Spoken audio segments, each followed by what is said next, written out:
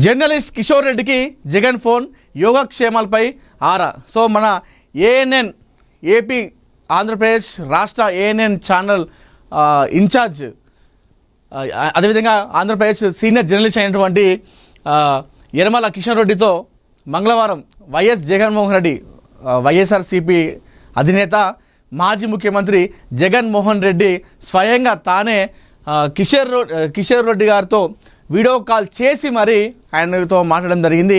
ఆయన ఆరోగ్య పై అదేవిధంగా యోగక్షేమాలపైన కూడా ఆయన ఆరా తీయడం జరిగింది.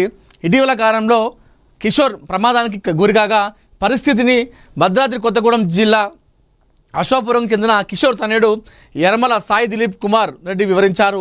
ఆంధ్రప్రదేశ్ మాజీ ముఖ్యమంత్రి వైఎస్ జగన్మోహన్ రెడ్డిని తాడేపల్లి క్యాంపు కార్యాలయంలో కలవగా వెంటనే వీడియో కాల్లో మాట్లాడిన జగన్ తనను కలవాలని సూచించారు. తాను అండగా ఉంటానని చెప్పేసి భరోసా కూడా ఇవ్వడం జరిగింది. సో నిన్న కిషోర్ రెడ్డి గారి తనయుడు యనమల సాయి దిలీప్ కుమార్ నిన్న అక్కడ వెళ్ళడం జరిగింది. సో వెళ్ళిన తాడేపల్లి క్యాంపు ఆఫీస్కి వెళ్ళిన నేపథ్యంలో ఇక్కడ మన ఫోటో కూడా తీసుకోవచ్చు. సో కిషోర్ రెడ్డి గారు తనయుడు. సో ఈ నేపథ్యంలో జగన్మోహన్ రెడ్డి గారు కూడా ఆయన దగ్గర తీసుకొని మరి మాట్లాడుతూ ఉన్నారు. మాట్లాడి వెంటనే తన తండ్రికి కిషోర్ రెడ్డి గారికి ఆంధ్రప్రదేశ్ జర్నలిస్ట్ యూనియన్ అధ్యక్షుడు, అదేవిధంగా ANN channel Andhra Pradesh incharge Kishore Reddy గారికి స్వయంగా మాజీ ముఖ్యమంత్రి జగన్మోహన్ రెడ్డి వీడియో కాల్ చేసి మరి ఆయనను చూసి పలకరించారు ఆత్మీయంగా. ఆరోగ్యం ఎలా ఉంది కిషోర్ రెడ్డి అని చెప్పేసి చాలా పలకరించడం జరిగింది.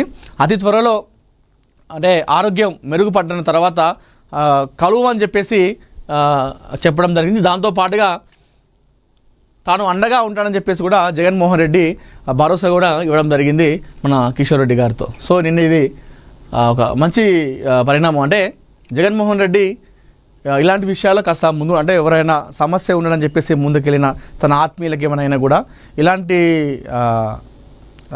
సిచ్యువేషన్ వచ్చినప్పుడు జగన్మోహన్ రెడ్డి చాలా సానుకూలంగా స్పందిస్తాడు. ఈ విషయంలో మనం జగన్మోహన్ రెడ్డి గారిని మెచ్చుకోవచ్చు. మీనాక్షిపై కుట్ర. అసలు ఈ మీనాక్షి నటరాజన్ ఏదైతే ఈ అంశం ఉందో సో నిన్నటి నుండి కూడా ఒక హాట్ టాపిక్గా మారిందని చెప్పుకోవాలి ఈ వార్త. ఢిల్లీలోని ఈసీ కార్యాలయం వద్ద తీవ్ర ఉద్రిక్తత. కాంగ్రెస్ అగ్రనేతలను గేటు బయట అడ్డుకున్న ఈసీ భద్రతా సిబ్బంది. అక్కడే రాత్రి బటాయించిన కేసీ వేణుగోపాల్, జయరాం రమేష్, భూపేష్ బగాల్, సచిన్ పైలట్. అప్పుడు ఓట్ చోరీ, ఇప్పుడు సీట్ చోరీ. CM Revanth Reddy fire. EC కేంద్ర ప్రభుత్వ తీరుపై పీసీసీ చీఫ్ మహేష్ కుమార్ గౌడ్ మంత్రుల ధ్వజం అంటూ కూడా మనం ఇక్కడ వార్త చూసుకోవచ్చు. రాజ్యసభ నామినేషన్ తిరస్కరించడం జరిగింది. నిన్న మీనాక్షి నటరాజన్ ఏదైతే రాజ్యసభ స్థానాలకు ఎన్నికలు ఉన్నాయి కదా, అయితే తాను అప్లికేషన్ ఇవ్వడం జరిగింది. స్థానం కోసం ఇచ్చిన నేపథ్యంలో ఆ నామినేషన్ని ఏదైతే నామినేషన్ అప్లికేషన్ ఉంటుందో దాన్ని తిరస్కరించింది ఈసీ. అది అంతా కూడా వెనకాల ఈసీ మొత్తం కూడా కేంద్ర ప్రభుత్వం చేతులు నడుస్తూ ఉంది. కేంద్ర ప్రభుత్వం చెప్పినటువంటి అడుగు జాడలోనే ఈసీ ఎలక్షన్ కమిషన్ అంతా కూడా వెళ్తూ ఉందని చెప్పేసి నిన్న తీవ్ర స్థాయిలో మండిపడడం జరిగింది. సో ఇక్కడ మన విజువల్స్లో కూడా చూసుకోవచ్చు. అక్కడ జయరాం రమేష్ గారు కానివ్వండి, అదేవిధంగా సచిన్ పైలట్ కానివ్వండి, అదేవిధంగా భూపేష్ బగల్ కానివ్వండి, కేసీ వేణుగోపాల్ అందరూ కూడా నిన్న రాత్రి అక్కడే బైఠాయించుకోవడం జరిగింది. ఈ విషయం పైన మన సీఎం రేవంత్ రెడ్డి గారు కూడా ఫైర్ అవ్వడం జరిగింది. అప్పుడేమో ఓట్ చోరీ చేశారు, ఇప్పుడేమో సీట్ చోరీ చేశారని చెప్పేసి చెప్పడం జరిగింది. అధికారాన్ని అడ్డం పెట్టుకొని అవినీతి సామ్రాజ్యాలు నిర్మించే తిమింగలాలపై తెలంగాణ అవినీతి నిరోధక శాఖ మరోసారి ఉక్కుపాదం మోపింది. రాష్ట్ర రోడ్లు భవనాల శాఖ engineer in chief Mohan Naik లక్ష్యంగా మంగళవారం తెల్లవారుజామున నుంచే ఏసీబీ అధికారులు చేపట్టిన ముమ్మర సోదాలు రాష్ట్ర వ్యాప్తంగా పెను సంచలనం సృష్టించాయి.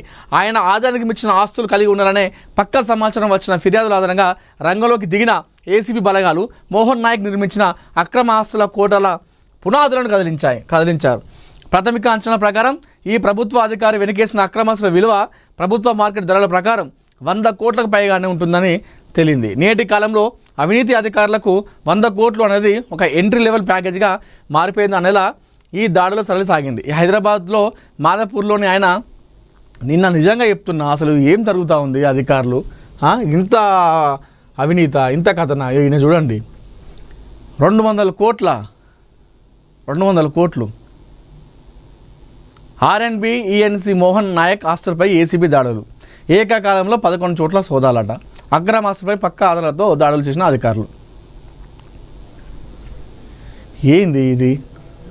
ఒకప్పుడు పెద్ద పెద్ద అధికారులు ఇట్లాంటివి చేసేవాళ్ళు. ఇప్పుడు అట్లా ఏం లేదు. చిన్న చిన్న ప్యూన్లు కావచ్చు, చిన్న చిన్న స్థాయి ప్రభుత్వ ఉద్యోగులు కూడా ఇలాంటివి చేస్తూ ఉన్నారు. పేరుకు ఒక ప్యూన్ ఉద్యోగం ఉంటుంది, అటెండర్ ఉద్యోగం ఉంటుంది.